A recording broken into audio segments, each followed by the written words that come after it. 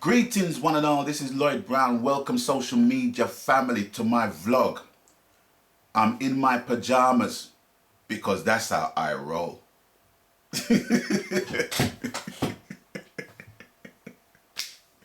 Good morning to you all. You gotta please forgive the squeaking chair. I have promised myself that I'm gonna get a brand new office stroke gaming chair because I love gaming. I'm a gamer as well. But that's besides the point.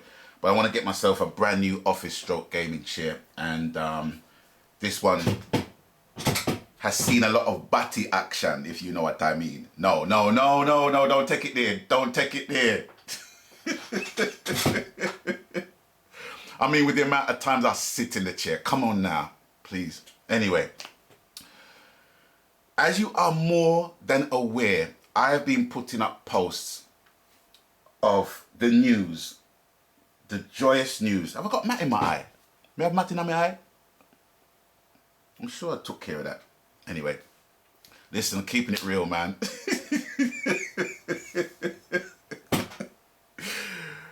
You are more than aware that I put up a couple of posts, which I was going to wait until the next day to do, but I just could not wait. I had a phone call with a man called Jason Sterling. Now, for those who don't know who Jason Sterling is one of the premier engineers stroke producers to come out of Jamaica. And he was more or less Lloyd Campbell's right-hand man when it came to the productions of the songs that are featured on the Joe Fraser label, you know, even like mine as well. So he's my brethren, he's my friend. You know what I mean? He's my friend, he's my colleague, he's family to me, right? And so is his wife, who is Fiona. And after a long conversation emanating from a very small comment that Fiona actually put up on a post confirming her appearance on my forthcoming album, where she simply asked, "Will there be a part 2, Lloyd?" That's what she said. Well, that's what she asked. And I replied, "Sweetheart, I'm ready whenever you are. Make we get a sequel to them. Honor every time." That was my answer. But I didn't really hear anything from her. So I thought, you know what? I'm going to speed things along a bit. So I gave Jason a call and spoke about the project, if it was going to happen or not. And after a lengthy discussion, it is agreed, it is confirmed, and yes, it will happen.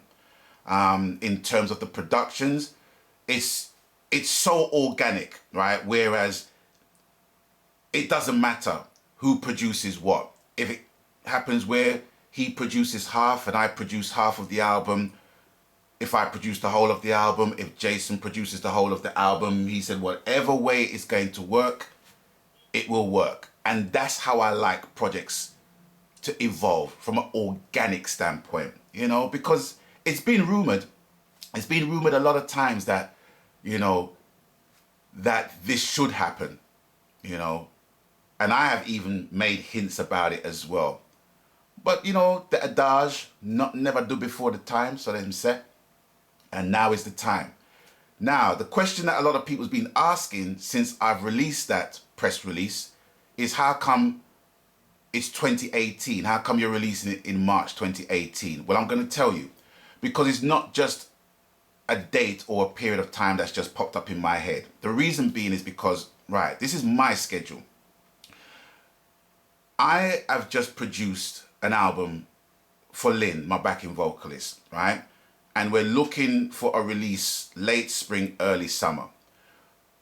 While that is going on, I'm in pre-production of my album, which I'm hoping to release late summer. So once all of that is done and both albums are on the road doing what it needs to basically do, I'll be more or less wrapping up really together chapter 2 with myself and Fiona. And I have to say, I want to give you some trivia. You see, this album took us 12 days. It took us 12 days to finish. I actually flew to Florida to voice on the album. It wasn't, you know, sessions weren't that popular. Well, not so much that popular. It wasn't that widely used. You know, it was mostly the majors that could basically do that. But I didn't have the equipment, you know, to more or less do that, because my production company, my studio wasn't established until 2006. No, 2006. So I had to more or less fly over there and voice the album. That's how long it took. But it's going to take a little bit longer, because although it was an easy album in essence for me and Fiona to voice, it was mostly cover versions that we'd done, and we knew the cover versions. And when you work with someone who is as technically amazing as Fiona, it's very quick. It's quick. The production time is so quick, you know. And feeding off each other as well, you know, from a vocal arrangement standpoint, you know, it's such a joy. And when you get the chance to work with someone who has that technical excellence about her, you can't pass it up.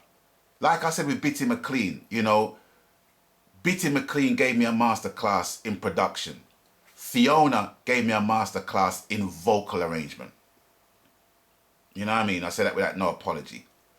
But this is the reason why I simply gush and rave and revel and revere Fiona and love her so much as a vocalist, right? It is simply because she uses her voice to great effect. I've seen on YouTube videos where she puts out a tune, she uploads a tune, and she has responses from men simply like asking her to marry her. That is the effect of her vocals on people, on ordinary random people. And I totally get that, absolutely get that, right? So I'm gonna feature 2 songs from her, right? Gonna give you snippets of 2 songs from her. One from a current perspective and one from her earlier works, right? Now this song, I have to say, Fiona, that she didn't even have to do this song, because I knew, and a lot of people knew, that it was gonna be compared to the original. And I got a thing about singing current covers, you know. To me, certain songs has got to basically, what's the word, mature in age and time before I even consider doing a cover, you know.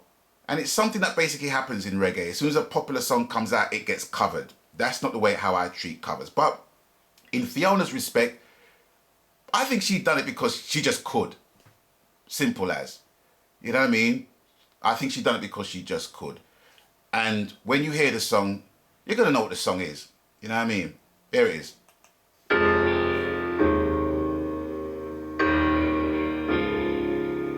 Hello, it's me.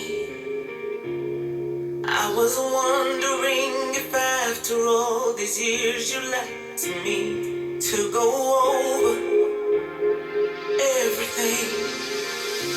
They say that time's supposed to heal you, but I ain't done much healing. Hello, can you hear me? I'm in Jamaica dreaming about who we used to be when we were young and free. I've forgotten how it felt before the world fell at our feet. There's so much difference between us and a million miles. So hello from the other side. Must have called 1,000 times. Tell you I'm sorry for everything that I've done. And when I call you, never. See, I have to stop because I could already feel the tears welling up in my eyes then, right? She didn't have to do that song. And I already knew, based upon the response in the comment section below, what was going to happen. There was going to automatically be a comparison between her and between Adele, right? Some people say it's even better than the original. Couple people say, nah, it can't beat the original. Do you know what I mean? People's ears are made up different. Do you know what I'm saying? But the fact is, when I hear Fiona's vocals, I can actually see her in production, in vocal production of singing the track. It's not like she just step in front of the mic and just sing it. Some people can just do that. Some people can just do a one take and do that. Not Fiona. In terms of the phrasing, in terms of the texture of her phrasing. You can hear that in her Fia throat when she sings, and you can hear that in her heart when she's singing that. And her diction is second to none. And these are all the qualities that a good, not even a good, an exceptional singer has, right? And it's not something that you just have, you know? It's not just something you just have. Now here's another song, and it's featured, and yet again, it's another cover version. Whoops. And it's taken from this album, More Than Words. Don't know if you can see it because of the reflection. Let me put it like that, okay? More Than Words, right? Now, with this song, she's going back to the classics, right? And she's going back to a song that was sung by Tom Jones and Shirley Bassey. Do I need to say any more than that? So she's going to her elders now in music, and she is making her interpretation of this song known and felt. Forget about the cover version that you've heard recently since then by other new artists. This is how she's doing it. The track is called I Who Have Nothing. And this song, you cannot get it anywhere on YouTube. It is nowhere to be seen. But minna business, I'm going to play a portion of this tune and make you overs why I absolutely am in love with her voice.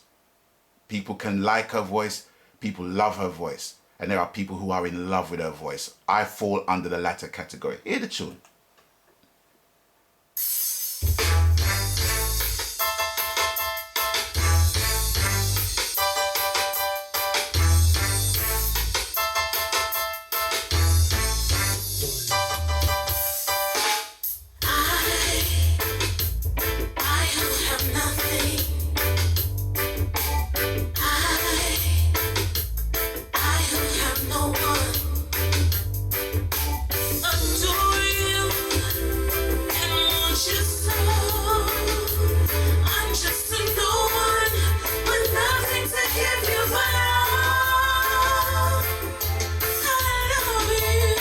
I know Fiona, she's just warming up. She's just warming up. You buy her diamond, bright, sparkly diamond. But believe me, till when I say that she can give you the world, but still never love you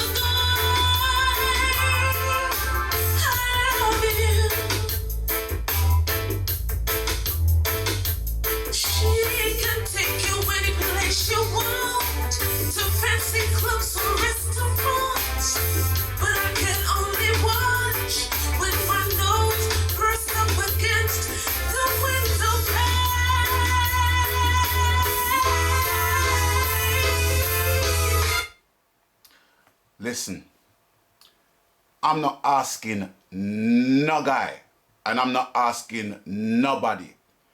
Fiona ranks in the top 5 female reggae vocalists out of Jamaica. I'm not asking you.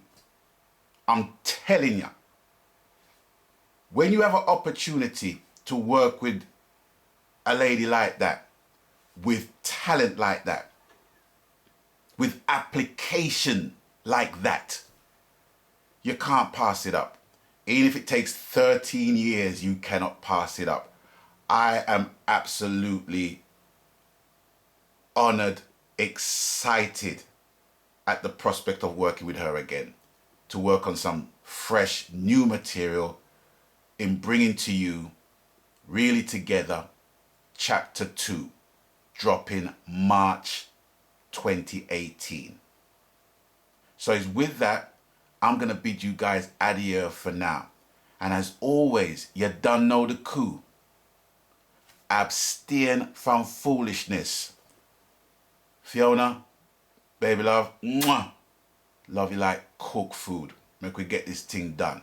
All right, Jason, bless up. Thank you very much for the blessing and the thing. All right. So, until such time, stay blessed. Me gone.